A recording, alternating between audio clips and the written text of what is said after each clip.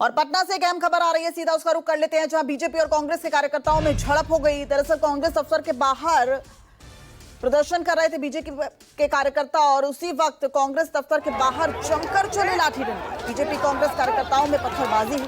दरअसल पीएम पर अपशब्द मामले में प्रदर्शन के दौरान ये हंगामा।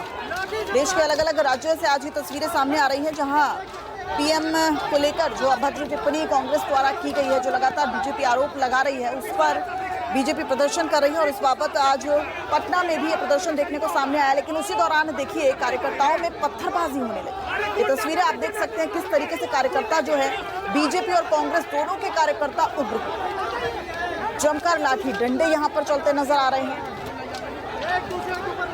ये भारी हंगामा कांग्रेस दफ्तर के बाहर हुआ। और ग्राउंड जीरो से इस वक्त ऋषिकेश हमारे साथ, हमारे सहयोगी जुड़ गए हैं। ऋषिकेश, इस वक्त क्या माहौल है, क्या अभी भी इसी तरह का प्रदर्शन चल रहा है?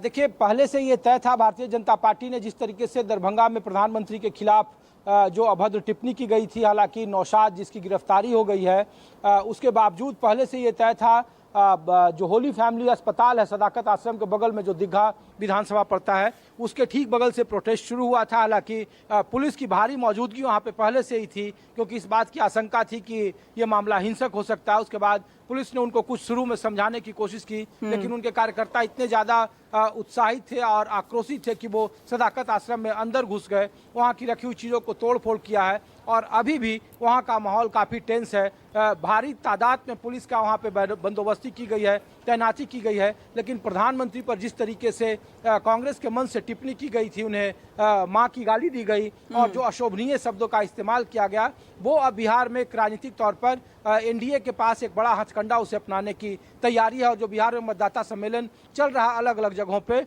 अब उसको लेकर पूरे बिहार में बिहार के जो एनडीए के नेता हैं अपने तमाम कार्यकर्ताओं के साथ अलग अलग प्रदर्शन करेंगे। पहले ही भारतीय जनता पार्टी ने तय कर दिया कि जो इंडिया गठबंधन का वोट अधिकार यात्रा है, उसके मुकाबले हर एक जिले में वो प्रेस कॉन्फ्रेंस करेंगे और बताएंगे कि एसआईआर पर कैसे विपक्ष भ्रम फैलाने की कोशिश कर रहा है। तो अभी भी सदाकत आश्रम के बाहर पुलिस की मौजूदगी है, भारी तादाद में मौजूदगी है। आक्रोशित कार्यकर्ताओं को वहां से कुछ बसों में हटा दिया गया है, लेकिन अभी भी वहां पुलिस की मौजूदगी में जिस तरीके का प्रदर्शन हो रहा है, उससे कांग्रेस के जो कार्यकर्ता हैं, और कांग्रेस बार बार ये कह रही है, आरोप लगा रही है कि बीजेपी अब गुंडागर्दी पर उतर आई है, उनके जो लोग हैं वो अनुशासनहीनता के सामने आ रहे हैं। उन्होंने सारी मर्यादाएं ताक पर रख दी और जिसको लेकर ये प्रदर्शन हो रहा है, उसके पहले ही जो आयोजक थे उन्होंने माफ़ी मांग ली है और बावजूद इसके अब भारतीय जनता पार्टी प्रदर्शन करी से एक राजनीतिक हथियार की तरह इस्तेमाल करना चाहती है। लेकिन ऋषिकेश, देखिए, अभद्र टिप्पणी को लेकर तो न्यूज़ 24 भी यही अपील करेगा राजनीतिक दलों से कि अभद्र टिप्पणी नहीं करनी चाहिए, इस तरह की तीखा टिप्पणी से बचना चाहिए। लेकिन ऐसा नहीं लग रहा है कि ये जो लाठी युद्ध हो रहा है, जो तस्वीरें सामने आ रही हैं, कांग्रेस और बीजेपी के कार्यकर्ता ऐसा लग रहे हैं कि एक दूसरे को मार डालेंगे जान से, ये बिहार में विधानसभा चुनावों की सुगबुगाहट की वजह से ज्यादा हो रहा है? नहीं, देखिए, जैसे ये प्रदर्शन की खबर आई, वैसे ही बाकायदा दिल्ली के कांग्रेस मुख्यालय की तरफ से अपने तमाम कार्यकर्ताओं को, विधायकों को, जो वहाँ के लोकल पदाधिकारी हैं, उन सबको बाकायदा फ़ोन किए गए, मैसेज किए गए, कहा गया कि आप सदाकत आश्रम पहुँचे। सदाकत आश्रम में भारी तोड़फोड़ की आशंका है, तो इनपुट था कांग्रेस के पास। उसके बाद धीरे धीरे, जैसे चूँकि बहुत सारे जो कार्यकर्ता थे वो वोट अधिकार यात्रा में व्यस्त हैं पूरे बिहार में, तो जितना जल्दी हो, जो उनके संगठन के लोग थे वो भी सदाकत आश्रम पहुँचे और बीजेपी के प्रदर्शन के खिलाफ उन लोगों ने भी अपना मोर्चा संभाला और स्थिति इसीलिए काफ़ी तनावपूर्ण है। दोनों ही समर्थक एक दूसरे के सामने खड़े हो गए और दोनों एक दूसरे के खिलाफ खड़े हैं, इसीलिए ये मामला काफ़ी बिगड़ गया और वहाँ पे पुलिस को हल्का बल प्रयोग करना पड़ा।